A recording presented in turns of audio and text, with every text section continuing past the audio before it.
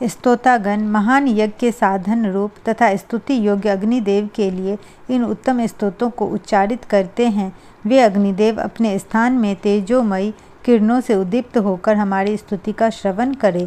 हे स्तोताओं, यज्ञादि कार्यों में जिन धावा पृथ्वी में स्तोत्रों को सुनते हुए पूजाभिलाषी देवगण एकत्रित एवं प्रसन्न होते हैं, उन महती धावा पृथ्वी की सामर्थ्य को जानते हुए उनकी अर्चना करें। संपूर्ण भोगों की इच्छा से मेरा मन विचरणशील है।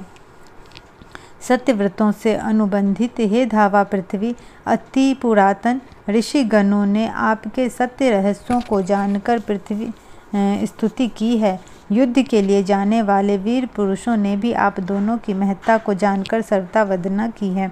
हे सत्य धर्म वाली धावा पृथ्वी, सत्यव्रतधारी सनातन ऋषियों ने आपसे हितकारी वांछित फल किया था। हे पृथ्वी, युद्ध क्षेत्र में जाने वाले वीर योद्धा आपकी महिमा को जानते हुए आपको नमस्कार करते हैं।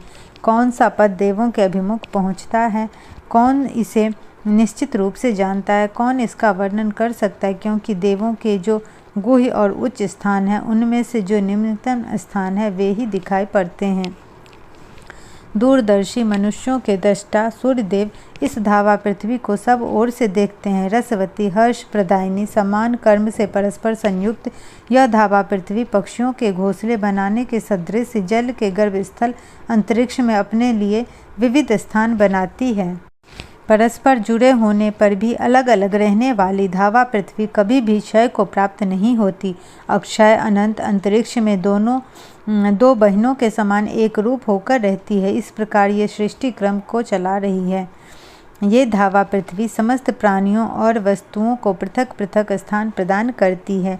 ये महान सूर्य एवं इंद्रादि देवों को धारण करके भी व्यथित नहीं होती। स्थावर और जंगम समस्त प्राणियों को मात्र एक पृथ्वी पर ही आश्रय प्राप्त होता है। पक्षी समूहों के विचरण के लिए धावा पृथ्वी के मध्य का स्थान सुनिश्चित है। हे धावा पृथ्वी, आप महान पिता रूप पोषण कनी और माता रूप उत्पन्न कनी हैं।